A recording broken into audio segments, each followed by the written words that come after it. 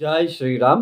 నమస్కారం అండి. 2025 సంవత్సరం మార్చ్ 29వ తేదీ షష్టగ్రహ కూటమి ఏర్పడబోతున్నది. ఈ షష్టగ్రహ కూటమి వల్ల మనకి సమాజానికి ఎలా ఉండబోతున్నది, మరియు ద్వాదశ రాశుల వాళ్ళకి ఎలా ఉంటుంది అని ఒక తెలుసుకునే ప్రయత్నం చేద్దాం. ఇక్కడ చాలా వరకు చూస్తున్నాం, చాలా మంది అంటే కొంతమంది కామెంట్స్ చేస్తూ ఉంటారు. ఒక్కొక్కరు ఒకలాగా చెప్తూ వస్తున్నారు. అంటే ఒక జ్యోతిష్కుడేమో బాగుందంటాడు, ఒక జ్యోతిష్కుడేమో బాలేదంటున్నాడు. ఇలాంటి కన్ఫ్యూజన్ ఎక్కువ ఏర్పడబోతున్నది మన ప్రజలకు. ఇక్కడ ఒక చిన్న లాజిక్ అండి. మనకి స్వజాతకం అనేది ఉంటుంది. మనం పుట్టిన టైంకి మనం ఏ లగ్నంలో పుట్టాము, ఏ రాశిలో పుట్టాము. రాశి అంటే ఏంటి? ముఖ్యంగా రాశి ఫలితాలని ఎక్కువ మీరు థింక్ చేస్తూ ఉన్నారు. రాశి ఫలితాలు అంటే, రాశి అంటే ఏంటి తెలుసా? మన మనస్సు. ఇప్పుడు మన మనస్సులో ఏదో ఒకటి అనుకుంటాం. రాత్రి పడుకునేటప్పుడు రేపు సాయంత్రం లోపు నేను ఆఫీసులో ఇంత వర్క్ చేయాలి అని మీరు మనసులో వచ్చేస్తుంది. ఓకే, ఉదయాన్నే మీరు ఆఫీస్కి బయలుదేరుతారు. ఆ రోజు ఎప్పుడైతే మీరు రాత్రిపూట అనుకొని ఉంటారో సాయంత్రం లోపల అన్ని పనులు నేను మాక్సిమం చేయాలని, ఆ పనుల్లో మీరు ఎంతవరకు సక్సెస్ అవుతారు అనేది లగ్నం. ఇదే అండి లగ్నం అంటే. రాశి అంటే జస్ట్ మనసు లేదు అనుకుంటారు, అది కరెక్ట్ గా మీరు కార్యరూపంలో చేయాలి కదా. దాన్ని ఎంతవరకు మీరు సక్సెస్ చేస్తారు అనేది లగ్నం ఇంపార్టెంట్. లగ్నం చూపిస్తుంది. అంటే దశాభుక్తిలో మనకి మంచి దశాభుక్తులు జరుగుతూ ఉంటే మీరు అనుకున్నట్టుగానే, మీ మనసులో వచ్చినట్టుగానే మీరు చేసేస్తారు. చాలా మందికి ఆశలు ఉంటాయి. నేను కారు కొనుక్కోవాలి, బస్సు కొనుక్కోవాలి, లేదా ట్రావెల్స్ ఓపెన్ చేయాలి, లేదా ఒక మంచి బిజినెస్ ఓపెన్ చేయాలి, ఇలాంటివి అనుకుంటారు. బట్ దాన్ని చేయాలి కదా, దాన్ని కార్యరూపంలోకి రావాలి కదా. అది అప్పుడు మనం లగ్నాన్ని చూస్తాము. అంటే ఆ లగ్నం నుంచి ఏ గ్రహాలు ఎక్కడెక్కడ ఉన్నాయి, ఏ దశాభుక్తి జరుగుతుంది, సో ఆ దశాభుక్తి వీళ్ళకి యోగిస్తుందా, సో ఆ దశాభుక్తి వచ్చినప్పుడు ఏ పరిహారాలు చేసుకోవాలి. Simple remedies, thousands of simple remedies ఉన్నాయి. కానీ ఇప్పుడున్న ప్రజలకు ఎలా ఉంటుందంటే, ఆ థౌజండ్స్ ఆఫ్ సింపుల్ రెమెడీస్, ఇప్పుడు సింపుల్ రెమెడీస్ అంటే ఏంటి? ఒక చిన్న ఎగ్జాంపుల్ చెప్తాను. కుజుడు ఇబ్బంది పెడుతూ ఉన్నప్పుడు ఈ సాంసారిక విషయంలో ఇబ్బందులు ఉంటాయి. కుజుడే మెయిన్ మాంగళ్యకారకుడు. మనకి భార్యాభర్తల మధ్య సరైన పొంతన లేకుండా ఇబ్బందులు చాలా అనుభవిస్తూ ఉంటాము. మెయిన్ కుజుడు. ఇలా కుజుడుతో ఇబ్బంది పెడుతున్నప్పుడు ఒక 11 మంగళవారాలు కందిపప్పుతో చేసిన బొబ్బట్లని సుబ్రహ్మణ్య స్వామి ఆలయానికి వెళ్ళి నమస్కారం చేసి, మీ మనసులో ఉన్న చిన్న కోరికలను, అదేదైతే మీరు ఇబ్బందులు పడుతున్నారో చెప్పుకొని, కుజగ్రహ దోష నివారణ వల్ల మొక్కుకొని, మీరు ఆ కందిపప్పుతో చేసిన బొబ్బట్లని నలుగురికి తినిపించండి, పెట్టండి వాళ్ళు తినడానికి. లేదా ఆవులకి తినిపించండి, ఎద్దులకి తినిపించండి. రోడ్ సైడ్ ఉంటున్న ఎంతో ఎద్దులు, ఆవులు రోడ్ సైడ్ సిటీలో అవి పేపర్లు అవి తినుకుంటూ వెళ్తూ ఉంటాయి. సో అలాంటి ఆవులకి, ఎద్దులకి తినిపించండి. ఆ గ్రహ నెగిటివ్ ఇంపాక్ట్ ఖచ్చితంగా తగ్గుతుంది. ఒక చిన్న ఎగ్జాంపుల్ చెప్పారు. థౌజండ్స్ ఆఫ్ రెమెడీస్ ఉన్నాయి. సో అలాంటి థౌజండ్స్ ఆఫ్ రెమెడీస్ కాకుండా ప్రజలకు ఎలా అంటే, ఒక చిన్న హోమం చేయించగానే మనకు ఆ నెగిటివ్ ఇంపాక్ట్ తగ్గాలి, ఇలాంటి ఆలోచనలు ఎక్కువగా ఉంటాయండి. అలా జరగదు కదా. మీరే ఆలోచించండి. మనకి ఆ గ్రహ నెగిటివ్ ఇంపాక్ట్ తగ్గాలంటే కొన్నిసార్లు రిపీటెడ్ గా మనం చేసుకుంటూ వెళ్ళాలి. కొన్ని పరిహారాలని మనమే కదా అనుభవిస్తున్నది. ఆ ఒక నెగిటివ్ ఇంపాక్ట్ ని మనం చేసుకోవాలి. సో ఇలా థౌజండ్స్ ఆఫ్ సింపుల్ రెమెడీస్ ఉన్నాయి. అంటే జన్మరాశి వేరు, మనకి లగ్నం వేరు. లగ్నం అంటే టోటల్ బాడీ, ఆ బాడీలో వచ్చే మనస్సే మనకి రాశి. సో ఇలా మనకి జన్మ లగ్నానికి, జన్మరాశికి చాలా డిఫరెన్సెస్ అనేది ఉన్నాయి. ఇప్పుడు ఈ ఒక షష్టగ్రహ కూటమి ఏర్పడబోతున్నది 2025 మార్చి మాసంలో 29వ తేదీ. అంటే సూర్య, శని, బుధ, శుక్ర, రాహు, చంద్రులు, ఈ షష్టగ్రహ కూటమి 6 గ్రహాలు కాలపురుష చక్రం నుంచి, అంటే మేషరాశి నుంచి వ్యయస్థానంలో ఏర్పడబోతున్నది. 6వ స్థానంలో కేతు గ్రహం.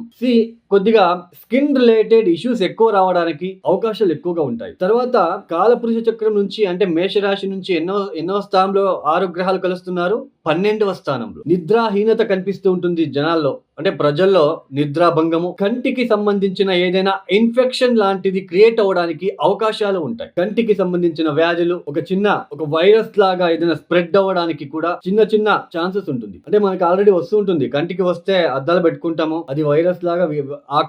ఎవరికైతే కంటికి ఇబ్బందులు ఫేస్ చేస్తూ ఉంటారో, ఆ కన్నుని ఇంకొకరు బాగున్న వ్యక్తి చూస్తే వాళ్ళకు కూడా వైరస్ లాంటిది మనకి స్ప్రెడ్ అవుతుంది. అలా కంటికి సంబంధించిన ఇబ్బందులు ఎక్కువ ఫేస్ చేయవలసిన ప్రమేయం కూడా వస్తుంది. కొంచెం జల ప్రళయాలు అంటే ఇక్కడ అవ్వడానికి అవకాశాలు ఎక్కువగా ఉంటాయి. ఎందుకంటే జలతత్వ రాశిలో 6 గ్రహాలు మనకి కలుస్తున్నారు. చంద్రుడు కూడా అక్కడే ఉంటున్నాడు. తర్వాత పైగా కుజుడు మనకి కుజస్తంభనం కూడా జరుగుతున్నది ఆ సమయంలో కర్కాటక రాశిలో సంచారం. సో కొంచెం సామాజిక వర్గంలో కొంచెం ఏదైనా ఇబ్బందులు ఎక్కువ అయ్యే సూచనలు కొద్దిగా మార్చ్, ఏప్రిల్, మే, జూన్, జూలై, ఆగస్టు వరకు మనకి కనిపిస్తుందనే తెలుసుకోవచ్చు. అంటే ఏదో పెద్దగా అయిపోతుంది అని కాదండి. ఏదో చిన్న చిన్నవి ఏదైనా ఇబ్బందులు వచ్చే సూచనలు సామాజిక వర్గంలో కనిపిస్తూ ఉంటుందనే ఇక్కడ మనం తెలుసుకోవచ్చు. అందులోన సూర్య, శని, రాహు ఒకే ఇంట్లో కలుస్తున్నారండి.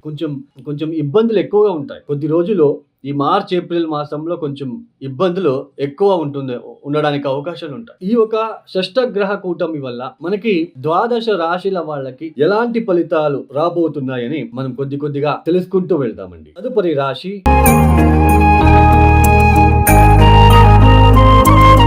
మకర రాశి. ఈ మకర రాశి వాళ్ళకి ఈ షష్టగ్రహ కూటమి అనేది మనకి తృతీయ స్థానంలో సంచరిస్తున్నది, అంటే గోచరిస్తున్నది. ఈ తృతీయ స్థానంలో సంచారం చేయబోతున్న 6 గ్రహాల ఒక కలయిక వల్ల మకర రాశి వాళ్ళకైతే పెద్దగా నెగిటివ్ ఇంపాక్ట్ అయితే ఉండదు. అయితే ఎడ్యుకేషన్ చేసే వాళ్ళకి కొన్ని ఆటంకాలు, సమాజంలో ఎక్కడో ఒక చోటు మీ పేరుకి ఏదైనా ఇబ్బంది కలిగించే సూచనలు ఉంటాయి. జాగ్రత్తగా ఉండే ప్రయత్నం చేయండి. తండ్రి ఆరోగ్యం విషయంలో జాగ్రత్త. తర్వాత ఈ సోదరుల మధ్య విభేదాల వల్ల మీ పేరు చెడిపోవడానికి కొద్దిగా అవకాశాలు ఉంటాయి. మీ పేరు పైన ఏదైనా మీ పేరును ఉపయోగించుకొని ఏదైనా ఆ ఒక పేరుకి డ్యామేజ్ చేయడానికి అవకాశాలు ఇక్కడ కనిపిస్తూ ఉన్నాయనే తెలుసుకోవచ్చు. మిగతా అంతా కూడా పెద్దగా ఏదో అయిపోతుంది అన్నట్టుగా అయితే ఉండదు. ఈ సమయంలో మీకు గురుబలం కూడా ఉంటుంది కాబట్టి కొద్దిగా సేవ్ అవుతారు అని చెప్పుకోవచ్చు. మకర రాశి వాళ్ళకైతే పెద్దగా నెగెటివ్ ఇంపాక్ట్ ఉండదు. బట్ మీ పేరు జాగ్రత్త. ఈ సమయంలో ఎక్కడ గొడవలకి వెళ్లకుండా, అతి విశ్వాసాన్ని ప్రదర్శన చేయకుండా, మీ అంతకు మీరు ఉంటూ కొన్ని పరిహారాలు చేసుకుంటూ శివనామస్మరణము, దత్తాత్రేయ ఆరాధన, కాలభైరవేశ్వర ఆరాధన, ఈ ఒక బియ్యాన్ని డొనేషన్ ఇవ్వండి. ఎక్కడైనా అన్నదానం చేస్తూ ఉంటారు కదా, అన్న సంతర్పణ చేస్తూ ఉంటారు కదా టెంపుల్స్‌లో. అట్లాంటి వాళ్ళకి ఆ బియ్యాన్ని దానాలు ఇవ్వడానికి ప్రయత్నం చేసుకోండి. కాలభైరవేశ్వరుడికి ఆ రోజు కొద్దిగా నువ్వుల నూనెతో అభిషేకం లేదా నువ్వుల నూనెతో దీపాన్ని పెట్టి రావడానికి మీరు ప్రయత్నం చేసుకోండి. మకర రాశి వాళ్ళకైతే కొద్దిగా ఈ పేరుకి సంబంధించిన విషయంలో, అన్నదమ్ముల మధ్య, తండ్రి ఆరోగ్యం విషయంలో, చదువుకునే పిల్లలకి కొద్దిగా డిస్టర్బెన్సెస్ కలిగించే సూచనలు ఉంటాయి తప్ప మేజర్‌గా ఏదో అయిపోతుంది అన్నట్టుగా అయితే ఇక్కడ మకర రాశి వాళ్ళకి ఉండదు. సో తర్వాత ఈ సమయంలో మీకు ఈ ఏళ్నాటి శని కూడా క్లోజ్. ఈ మార్చి 29వ తేదీకి మీకు ఈ ఏళ్నాటి శని నుంచి మీరు బయటపడి మీకు మంచి జీవితం కూడా రాబోతున్నది. అది ఎలా మనము చెప్తాము, మకర రాశిలో పుట్టిన వాళ్ళందరికీ కూడా మంచి జీవితం రాబోతుందని చెప్పడానికి ఉండదు. ఎందుకంటే మీ జాతకం ఇంపార్టెంట్. అష్టకవర్గ బిందువులు కూడా ఇక్కడ చాలా ఇంపార్టెంట్. సో ఈ మకర రాశి వాళ్ళు ఈ తప్పనిసరిగా చెప్పిన పరిహారాలు చేసుకోండి. ఈ యొక్క కాలభైరవేశ్వరుడికి తర్వాత నువ్వుల దీపం పెట్టి రావడము, సో ఇలాంటివి బియ్యాన్ని డొనేషన్ చేయడం చేసుకుంటే మంచిది. ఈ యొక్క వీడియో మీకు నచ్చితే లైక్ చేయండి, షేర్ చేయండి, సబ్స్క్రైబ్ చేసుకోండి. సర్వే జనం సుఖినో భవంతు. ధన్యవాదములు. జై శ్రీరామ్.